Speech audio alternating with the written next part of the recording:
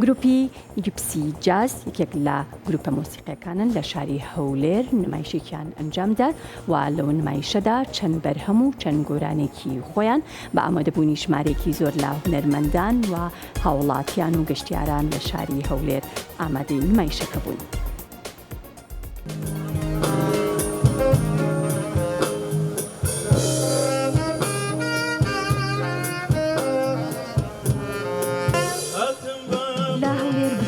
گیپسی جاز کۆنسرتێکیان لە بەردەم قڵای هەولێر بە ئامادەبوونی ژمارێکی زۆر لە هاوڵاتیان و گەشتیاران ساز کرد کە ژمارێک لە هونەرمەند و بەهرەمەندی گەنج چەندین بەرهەمی هونەریان پێشکەش کرد.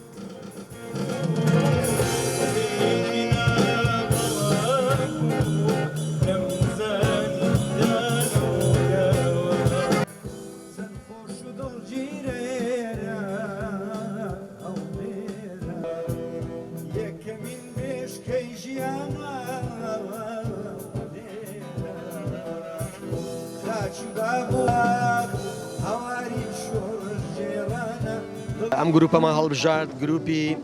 جاز کە یەکەم گروپی جازە لە هەرێمی کوردستان بە شێوازێکی پرۆفشناڵ و ئەکادمیانە کار دەکەن، پێکهاتوون لە چەند گەنجێکی ئەکادمی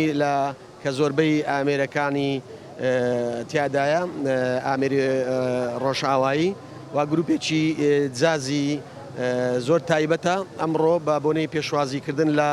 ساڵی تازەی خوێندن لە ناو نافورەی شار بەرامبەر بە قەڵای دێرینی هەولێر ئەم کۆنسرتە ئەنجام دەدەین و لەم کۆنسرتەدا کە ئامانجی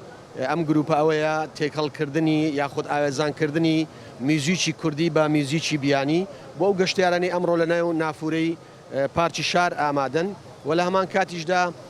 مامۆستا فەرەنگەفوریش لێرە گۆرانی دەچڕێ لەگەڵ ئەم گروپە.